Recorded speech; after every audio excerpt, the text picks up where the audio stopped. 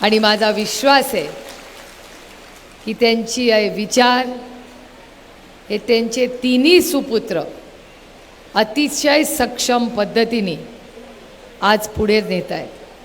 आज मी धीरज दादांचं भाषण पहिल्यांदा त्यांच्या मतदारसंघात आलं. एक आदर्श लोकप्रतिनिधी म्हणून आज त्यांनी जे भाषण केलं त्याला मी मानाचा मुजरा करते. अप्रतिम भाषण. आणि मधून मधून माझं लक्ष त्यांच्या आईकडे होतं, कारण का प्रत्येक आईला आपल्या यशापेक्षा आपल्या मुलांचं यश हे नेहमीच जास्त प्रिय असतं. आणि ताई, तुमची आणि आमचे नेते विलासरावजी देशमुख साहेब या दोघांनी नक्कीच काहीतरी इतकं उत्तम केलं आहे की तुमची तिन्ही लेकरं एकापेक्षा एक गुणी सोन्याचा एक नंबर निघाला. हे तुमच्या घरचे तुम्ही केलेले संस्कार आहेत आणि त्याच्यामुळे तुमची तीनही लेकरं आज महाराष्ट्राच्या सेवेमध्ये व्यस्त आहेत. हे बघताना मनापासून खूप आनंद होतो. एकाच गोष्टीची खंत वाटते की आज विलासराव देशमुख साहेब असते तर त्यांना किती अभिमान वाटला असता, पण आज ते आपल्यात नाहीत. शेवटी पांडुरंगाची इच्छा काय त्याच्या मनात असतं, कधी कधी आपल्यालाही सगळ्या प्रश्नांची उत्तरं मिळत नाहीत. पण ते नसले तरी आज त्यांची विचारधारा, त्यांनी केलेलं काम, त्यांचे तिन्ही सुपुत्र अतिशय कर्तृत्ववान पद्धतीने पुढे न्यायचं आहे याचा सार्थ अभिमान आम्हाला सगळ्यांना आहे. आणि आज इथे येताना मला कौतुक वाटलं, जेव्हा आपला उमेदवार एक नंबर असतो ना तेव्हा प्रचाराला जायला पण मजा येते. आणि योगायोगाने आपल्याला पहिलंच बटन दाबायचं. आपला पहिला नंबरला कोण आहे? दादा.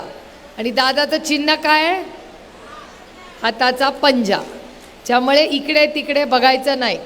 20 तारखेला सकाळी उठायचं लवकर, काय आंघोळ पूजा अर्चा, नवरा पोरं सगळ्यांचं घरातलं पटपट आवरायचं, कार्ड घ्यायचं, लाईनीत जायचं, इकडे तिकडे बघायचं नाही. दूध कसं गॅसवर ठेवल्यावर कसं बारीक लक्ष असतं तसं बारीक लक्ष एक नंबरवर ठेवायचं, इकडे तिकडे बघायचं नाही. जायचं, एक नंबरचा पंजाच्या शेजारचं बटन दाबायचं आणि राज्यात एक नंबरला धीरज भैयाला निवडून आणायचं. आणि धीरज दादा आमच्या महिलांच्या बद्दल असं असतं, आमच्या महिला ना आम्हाला काय मटण बिटन कसलं काय लागत नाही बाबा. आमच्या महिला एकदम साध्या सरळ असतात. एकदा डोक्यात एकदा ठरवलं की ठरवलं.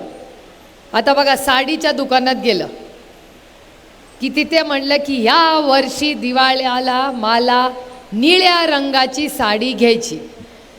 तो दुकानदार म्हणला कमी खर्चात जास्त सुंदर दुसरी साडी देतो. म्हणलं चालणार नाही, मला ह्या वर्षी हीच साडी पाहिजे. नवरा म्हणतो की बाई मी 100 रुपये आणखीन देतो, ती दुसरी घे. तुम्ही म्हणणार चालणार नाही, मी 3 महिन्यापूर्वी आले होते तेव्हा ती निळी साडी मला पाहिजे, मी तीच निळी साडी घेणार. आपला आहे की नाही स्वभाव तसा? त्यांना घराचं पण माहिती असेल. बायकोला सांगू शकता का नको बाई हे घे? एकदा बायकोनी ठरवलं की ते ठरवलं, किती डोकं फोडलं ती ऐकतच नाही. बरोबर आहे? त्याच्यामुळे तशा आमच्या इथल्या महिला आहेत, त्यांनी ठरवलंय की ह्या वेळीच पण धीरज दादाला मतदान करायचं म्हणजे करायचं. त्याच्यामुळे तुम्ही काय काळजी करू नका. तुम्ही आमचं ठरलंय, तुम्ही तिथलं बघा. आता आपल्या महिलांचं ठरलं की कसं असतं, एकदा ठरलं की ठरलं, मग काय होईल ते होईल, काय अडचण नाही. पण आपलं ठरलंय आता की या बाबाला आपल्या पोराच्या मागे उभं राहायचं. आणि चांगलं कामच केलं. मी त्यांचं भाषण ऐकत होते, मला अभिमान वाटला. त्यांनी इथे मला सांगत असताना त्यांच्या कामाची एक लिस्ट दिली. त्याच्यात माझ्या मते सगळ्यात महत्त्वाचं त्यांनी मागणी जी केली ती बँक त्यांनी अतिशय चांगल्या पद्धतीने मोठी केली आहे.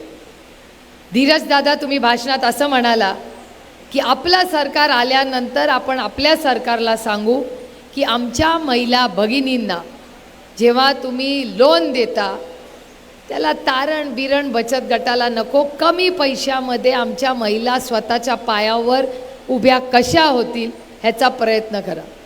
धीरज दादा, मी तुम्हाला शब्द देते की आपलं सरकार आल्यावर महिलांना जे कर्ज मिळेल त्याला 0% व्याजाचा दर आपण देऊ, पण परतफेड करायला लागेल. बरोबर आहे, मान्य की नाही? आपल्याला मोफत काय नको, आपण परतफेड करायला तयार आहे. कष्टांची परिकष्ट करू, पण दुसऱ्याचा पैसा आपल्याला नको. आपण पैसे परत करू, आणखीन घेऊ, आणि आपण जे पैसे देऊ ते अजून 4 महिला भगिनींना मिळतील.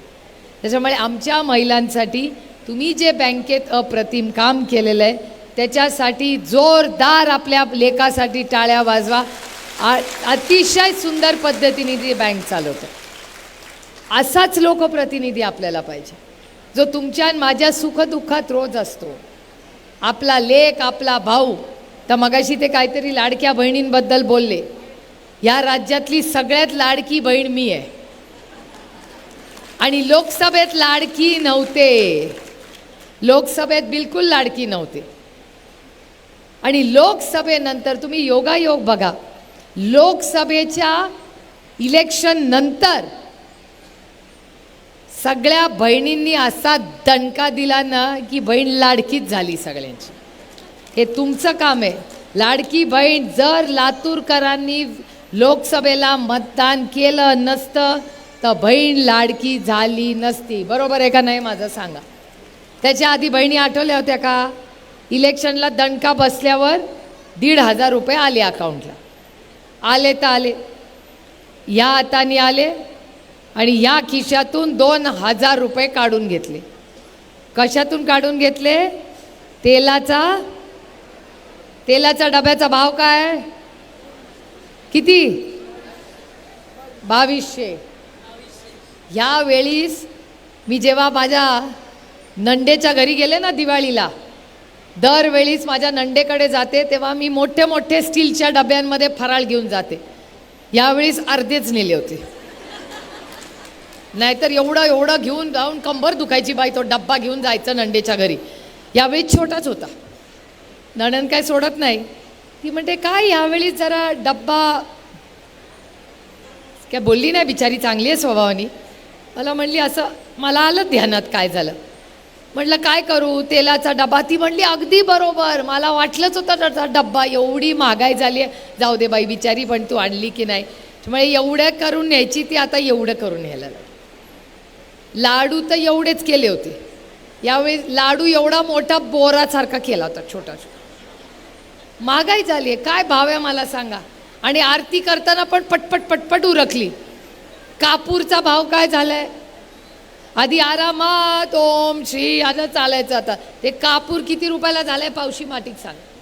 मग कापूर महाग, बेसन महाग, तेल महाग, सगळंच महाग झालंय. पोरांचं शिक्षण महाग झालंय. साधा खोड रब्बरवर पण, ज्या GST बद्दल बोलत होते ना, खोड रब्बर पण महाग झालं. काय स्वस्त राहिलंय मला सांगा. आणि महागाई, बेरोजगारी आणि भ्रष्टाचारांनी थकून गेलो आम्ही. पोरं एवढी शिकतात. या राज्यातली सगळ्यात चांगली शिकलेली पोरं जी राज्यात पहिली येतात ती लातूरची असतात, याचा आम्हाला सार्थ अभिमान आहे. कौतुकाची गोष्ट आहे. नेहमी पहिला नंबर लातूर.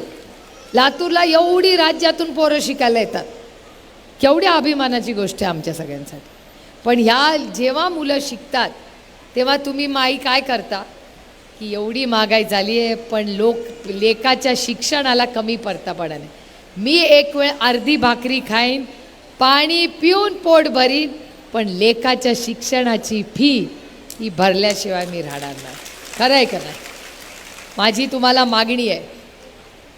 या सरकारचा मोठा अविभाज्य भाग धीरज दादा तुम्ही असणार आहात. अमित भैया तर मंत्री होणारच आहे, तो काही विषयच नाही आहे. त्यामुळे त्या मंत्रिमंडळामध्ये ह्या महिलांच्या वतीने मी मागणी मागते की जे गरीब आहेत, जे कष्ट करणारे आहेत आणि जे मेरिटमध्ये आहेत त्या मुलाला आणि मुलीला मोफत शिक्षण दिलं पाहिजे, अशी माझी आग्रहाची भूमिका आहे. शिक्षणाची वाई समता येत नाही हो. जात धर्म कोणी विचारत नाही. एकदा इथे शिक्षण लागलं ना कपाळाला की कोणी विचारत नाही. ज्या त्याच्या बघा प्रणितीताई आता आलेल्या आहेत आपल्यासाठी.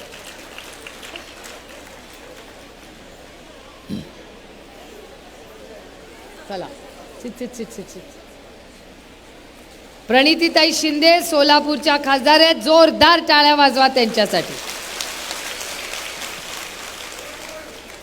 मगाशी धीरज दादांनी माझ्याबद्दल सांगितलं की मुलगा मुलगा कशाला लागतो, लेख खूप चांगले, ही पण लेख तशीच आहे. आणि माझ्याबद्दल ते असं म्हणले की मी एकच आहे. हे खरं आहे. माझ्या आईवडिलांना एकच मूल, ती म्हणजे मी. आणि तुम्हाला आश्चर्य वाटेल की माझ्या आईवडिलांच्या लग्नामध्ये पवारांनी हुंडा घेतला नाही. त्यांनी माझ्या आईला एकच अट टाकली. काय होती ती अट? माझ्या वडिलांनी माझ्या आईला सांगितलं की ह्या राज्यामध्ये खूप लोकसंख्या आहे आणि माझ्या वडिलांना 13 भावंड, एवढी मोठं आमचं कुटुंब, त्या काळातलं 14 बहीण भावंडांचं. तर आपण आपल्या घरापासून सुरू करूया. आपल्याला जे होईल ते एकच होईल, मुलगा किंवा मुलगी. माझ्या आईंनी ते मान्य केलं आणि माझा जन्म झाला. आणि मला अभिमान वाटतो तुम्हाला सांगताना की एक मूल झाल्यावर माझ्या वडिलांनी माझ्या आईला ऑपरेशन करायला लावलं नाही. माझ्या वडिलांनी ऑपरेशन केलं की माझ्या आईला त्रास होऊ नये. याला पुरोगामी विचाराचा महाराष्ट्र म्हणतात. एकच मी, काय फरक पडत नाही. तुम्ही आहात ना सगळे, ही आहेत ना सगळी. त्याच्यामुळे मी स्वतःला एकटी कधीही समजत नाही. नाती फक्त रक्तानी नाही हो, मनानी जोडली जातात. आणि हेच तर कळलं नाही या भावांना. या सरकारने लाडकी बहीण योजना सुरू केली, यांना बहिणींचं प्रेमच कळलं नाही. अहो मागितलं असतं तर सगळं दिलं असतं. तुम्ही नसतं का मावशी भावाला दिलं? आमच्याही भावानी मागितलं असतं तर दिलं असतं. पण हे दुर्दैव आहे की ती अदृश्य शक्ती दिल्लीची तिने घात केला. आमचं घर फोडलं, पक्ष फोडला. मागच्या वर्षी ह्याच तारखेला मी लोकसभा लढणार होते, पण पक्ष चिन्ह सगळं गेलं होतं. कुठल्या चिन्हावर लढणार हेही माहिती नव्हतं. मला अमोलदादा कोल्हे आमचे सहकारी म्हणायचे, कुठल्या चिन्हावर लढणार? म्हटलं कुठल्यावर लढू? ते म्हणे कपबशीवर लढा. सगळ्यांना कपबशी माहिती आहे. म्हटलं तुम्ही कशावर लढणार? ते म्हणले पंखा घेतो, कपाट घेतो, बैलगाडी घेतो. कशाचा पत्ता नव्हता. फक्त एवढं माहिती होतं की अन्यायाच्या विरोधात आपल्या लढायचं. हारलो तरी चालेल, पण आज सत्याच्याच बाजूनी लढायचा हा निर्णय आम्ही घेतला होता आणि लढलो. 50 खोके एकदम ओके, नॉट ओके. लातूरमध्ये नॉट ओके. पण 50 खोके घेणारे छोटे कमी लोक निघाले. पण ह्या राज्यातली मायबाप जनता ही इतकी स्वाभिमानी आणि इमानदार आहे, म्हणून आमचं पक्ष चिन्ह सगळे गेले, सगळे नेते गेले, आमदार खासदार बँक चेअरमन दूध संघ सगळी गेली तिकडे. पण फक्त मायबाप जनता आमच्याबरोबर राहिली. 1-2 नाही, 1.5 लाख मतांनी आम्ही सगळे निवडून आलो. कारण का तुमच्यासारखे सगळे लोक आमच्याबरोबर उभे राहिले. लढलो. रोज कोर्टात जात होतो. कोर्टात कसं जायचं, कोर्टाचा रस्ताही माहिती नव्हता. आणि मला तर भांडायला यायचंच नाही. कुणाशी भांडणार? ते माझ्यावर आरोप करतात की सोन्याचा चमचा घेऊन जन्माला आले. हो आले ना बाबा, कुठे नाही म्हणते मी माझ्या आजी आजोबांच्या कष्टाने आमच्या घरात सुबत्ता आली. हो सोन्याचा चमचा घेऊन जन्माला आलो आम्ही. त्याच्यात आमची काय चूक? तुमचं तर काय काढून घेतलं नाही ना. आपल्या मागे काय इडी पिढी तसलं काय पिढा कुठलीच नाही. तर जर असं असेल आणि आम्ही आपलं काम चुपचाप करत असलो तर हे पण आम्ही करायचं नाही का? आम्ही महिला आहोत म्हणून.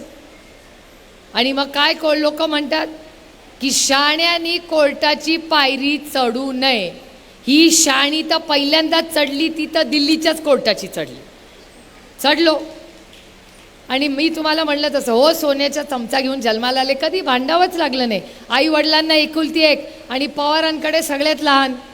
त्याच्यामुळे सगळे लाड सगळ्यांनी केले. जे आज टीका करतात त्यांनी पण माझे लाड केलेत. खोटं बोलत नाही मी. जे केलं आहे, जे खरं आहे ते खरं आहे. त्यांनी लाड केले. कधीतरी आयुष्यात ज्यांनी लाड केले असतील, आमची आई आम्हाला नेहमी सांगते की एवढं जरी मीठ कोणाचं खाल्लं असेल ना सुप्रिया, आयुष्यभर त्या मिठाला जाग, तो माणूस कसाही वागला तर. त्यामुळे ठीक आहे ना, एक कधीतरी एकत्र जेवलोय, सुखदुःख घेतली आहेत एकत्र, आणि त्याच्यानंतर भांडायलाच माहिती नव्हतं कसं भांडायचं, भांडलो. त्याच्यामुळे मी तुम्हाला सांगते की जर सुप्रिया सुळे जी आयुष्यात भांडली नाही ती भांडायला शिकू शकते, तर ह्या राज्यातली कुठलीही महिला लढू शकते, माझ्यावर विश्वास ठेव. पण मना घट्ट करायला लागतं, थोडंसं मन. आणि महिलांचं तुम्हाला माहिती आहे कसं आहे, छोटंसं आपल्याला कोण बोललं ना टचकन डोळ्यात पाणी येतं. पण जेव्हा महिलेवर घात होतो तीच महिला पदर खोचून झाशीची राणी झालेली ह्या महाराष्ट्राने आणि देशाने पाहिजे. तुमच्या प्रत्येकीमध्ये ती ताकद आहे, प्रत्येकीमध्ये इच्छा आहे. तुम्ही इतका वर्ष खूप त्याग केला. प्रत्येक पुरुषामागे आज धीरज दादा बसलेले आहेत, त्याच्या मागे त्यांच्या आईची खंबीर साथ आहे आणि दीपशिका घरी आहे, म्हणून आज ते राजकारण करू शकतात प्रत्येकाच्या मागे. त्याच्यामुळे प्रत्येक महिलेला मी विचारते, तू काय करते का बाई? पण मी काहीच करत नाही. तू काहीच करत नाही, तूच काय करते, तू काम करते बेटा. तू किती शिकली आहे? ग्रॅज्युएशन. आता काय करते? नोकरी शोधते. आता लगेच दे धीरज दादाच्या बँकेत जागा निघाल्या आहेत. तुम्ही विचार करा, ही मुलगी ही कुणामुळे शिकली? कारण का तिच्या आईने त्याग केला म्हणून ती शिकली. तिचे वडील कामावर का जाऊ शकले? कारण का हिच्यावर लक्ष ठेवायला तिची आई होती म्हणून तिचे वडील कामावर जाऊ शकले. त्यामुळे महिलांचं खूप मोठं योगदान आहे. आज नंतर कोणी म्हणायचं नाही की मी काहीच करत नाही. मी घर चालवते. घर चालवण्यासाठी सार्थ अभिमान लागते आणि कष्ट लागतात.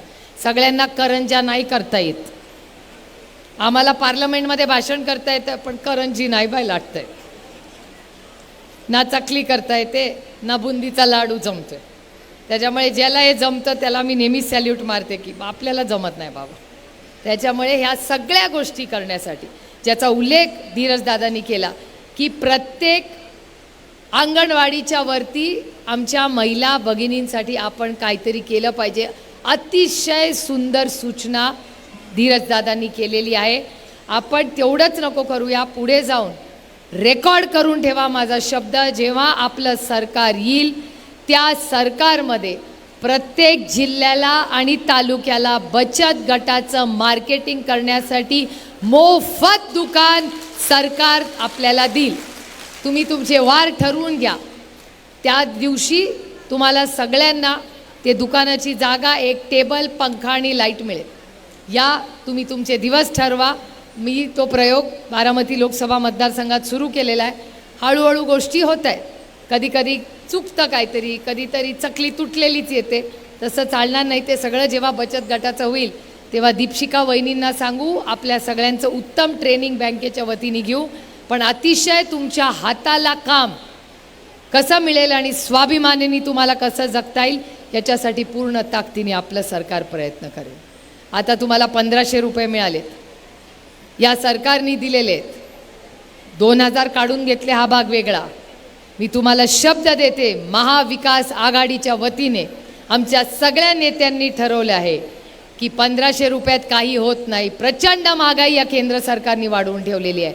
आपलं सरकार आल्यावर तुमच्या प्रत्येकीच्या अकाउंटला दर महिना 3000 रुपये तुमच्या अकाउंटवर येणार आहे. आणि त्या जाहिराती बघू नका, मला गंमत वाटते त्या जाहिराती बघून की आपलं सरकार आल्यावर स्कीम बंद होणार. कुठला सरकार झाल्यावर स्कीम? इथे आता धीरज दादांचं उदाहरण मी देते. या राज्यामध्ये संजय गांधी निराधार योजना सुरू झाली. त्याचा निधी वाढवायचं काम कोणी केलं? तर ते विलासराव देशमुख साहेबांनी केलं. आता मला सांगा, ती स्कीम चालू आहे का बंद आहे? संजय गांधी निराधारचे पैसे येतात की नाही?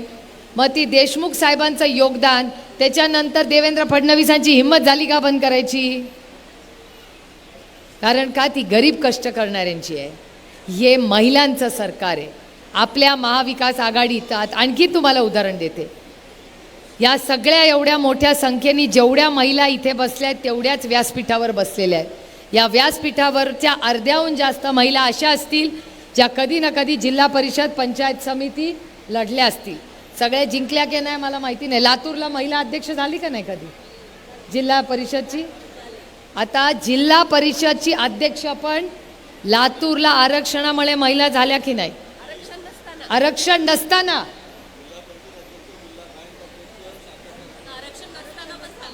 आता बघा, आरक्षण नसतानाही बँकेला, महापौर, जिल्हा परिषद आणि साखर कारखाना चारही ठिकाणी महिलांना संधी द्यायचं काम हे देशमुख साहेबांच्या कुटुंबाच्या माध्यमातून झालं. हेच तर आम्हाला हवं आहे. आम्हाला निर्णय प्रक्रियेत घ्या. तुम्ही पैसे दिले आनंद आहे, पण जोपर्यंत आमचा उंबरठा ओलांडून आम्ही पुढे जात नाही तोपर्यंत महिलांची क्रांती होणार नाही. आता ही मुलगी ग्रॅज्युएट झाली आहे, ही उंबरठा ओलांडूनच आली आहे. तुम्ही कधी उंबरठा ओलांडला का नाही? तुमचे फक्त हात बाहेर यायचे, तुमचा चेहरा कोणी पाहिला नाही. चहाचे कप ते पण अर्धा कान फुटलेला, बरोबर, टक यायचा, काचेच्या बांगड्या दिसायच्या, आपला बाहेर चहा. आमची लेक स्वतः जाते आणि कुणाला विचारते तू चहा घेणार का, काय आहे की नाही, बलल झाला की नाही. आणि काय महिलांना हवं असतं, हवं काय महिलांना असतं? महिलेची एवढीच इच्छा असते की माझं जे काय व्हावं, माझ्या पोरांचं माझ्यापेक्षा जास्त चांगलं व्हावं. आणि डोळे बंद व्हायच्या आधी हातातल्या काचेच्या बांगडीतला एक तरी बांगडी सोन्याची व्हावी, एवढंच महिलांना हवं असतं, बाकी काही नाही. आणि ही जबाबदारी तुमच्या लेकांनी घेतलेली आहे. आज धीरजभाई यांच्या पूर्ण भाषण मी व्यवस्थित ऐकलं, मी टिपून घेतलं सगळं. एवढ्यासाठीच मी लिहून घेत होते, कारण का त्यांनी ज्या ज्या मागण्या आज केल्या आहेत त्या सगळ्या मोठ्या नेत्यांपर्यंत पोचून आपल्या सरकारचा शपथविधी झाल्यावर पहिल्या 100 दिवसात धीरजभाई यांच्या सगळ्या मागण्या आपण पूर्ण ताकदीने त्याची अंमलबजावणी करू. हा बदल आपल्याला, तुम्ही इथे एवढ्या विश्वासाच्या नात्याने इथे उपस्थित राहिलेला, ते काय फक्त 1500 रुपयाच्या विरोधात भाषण करायला मी नाही तुम्हाला बोलू. तुमच्या सुखदुःखात हे कुटुंब असतं. उभं आयुष्य देशमुख साहेबांचं जे गेलं हे तुमच्या सेवेत आणि तुमच्या आयुष्यात एक चांगला बदल घडवण्यासाठी गेलं. मी आज आधी लातूरला खूप वर्षापूर्वी आले होते. आज मी बघते मोठ्या बिल्डिंगी दिसायला लागल्या आहेत. लातूरमध्ये बरेच वेगळे व्यवसाय आणलेत. गाड्याची दुकानं मी किती पाहिली. काहीतरी विकतंय म्हणून तर येतंय ना, नाही तर कशाला आलंस. त्याच्यामुळे हा खूप मोठा बदल हा देशमुख कुटुंबाच्या योगदानातून इथे आज इथे होतोय, याचा सार्थ अभिमान आहे. आणि एक गोष्ट मगाशी कुठली तरी ताई बोलली की लोक सगळे लातूरचे घाबरत होते की अमित भैया काय निर्णय घेणार, काय निर्णय घेणार. मला कधीच काळजी वाटली नव्हती, कारण का त्यांच्यावर वैशालीताईंचे आणि विलासराव देशमुख साहेबांचे संस्कार झालेले आहेत. ते कधीही काँग्रेसचा विचार सोडणार नाही, कारण आपल्या आयुष्यात जे जे चांगलं झालेलं आहे त्या विचारधारेमुळे झालेलं आहे. त्याच्यामुळे ते कधीच असा चुकीचा निर्णय घेणार नाहीत. आणि त्यांच्याकडे भारतीय जनता पक्षाबरोबर जाणं म्हणजे महाराष्ट्राचा विरोध करणं आहे. कारण का माझा आरोप आहे भारतीय जनता पक्षावर की त्यांनी आमची घरं फोडली, मराठी माणसाचे पक्ष फोडले की नाही, सगळ्या मराठी माणसांचे पक्ष फोडले. आणि या सगळ्या सरकारमध्ये जे कंपनी, फॅक्टरी ज्याच्यामुळे आपल्या सगळ्या मुलांना हाताला काम मिळणार होतं, त्या सगळ्या कंपन्या महाराष्ट्रात येणाऱ्या दुसऱ्या राज्यात गेल्या. दुसऱ्या राज्यात जाण्याचं मला दुःख नाही. त्यांनाही, त्यांच्याही घरात काही महिला आहेत, मुलं आहेत, त्यांनाही न्याय मिळाला पाहिजे. पण त्यांना न्याय मिळत असताना आमच्या पोरांच्या ताटातला घास नेण्याचं पाप हे भारतीय जनता पक्षाने केलेलं आहे. आणि त्याचा जाहीर विरोध आणि निषेध मी करते. आणि शब्द तुम्हाला देते की जेव्हा आपलं सरकार महाविकास आघाडीचं येईल, ज्या ज्या गुंतवणुका ह्या दुसऱ्या राज्यात गेलेल्या आहेत त्या पुन्हा आपल्या महाराष्ट्रात आणण्याची जबाबदारी ही आपल्या सरकारची असणार आहे. आणि लातूरमध्ये, आणि मी असं करत नाही, मला 5 वर्षांनी परत मतं मागायला यायचं आहे. त्याच्यामुळे मी अशी कुठलीही गोष्ट बोलणार नाही माझ्या भाषणात की नंतर तुम्ही म्हणणार अरे 5 वर्षापूर्वी हे बोलून गेली होती. मी शब्द तुम्हाला देते की ह्या राज्यातल्या कष्ट करणाऱ्या शेतकऱ्याची सरसकट कर्ज माफी आमचं सरकार करून देईल. तुमच्या सोयाबीनला भाव देऊ, कपासाला भाव देऊ, दुधाला भाव देऊ, कांद्याला भाव देऊ. स्वाभिमानाने जगू, नको आम्हाला कुणाचे उपकार. आम्ही स्वाभिमानी महिला आहोत. कष्ट करण्याची आमची तयारी आहे. अहो 2 पोरं झाल्यावर कंबर दुखतेच हो, पोटऱ्या दुखताच हो.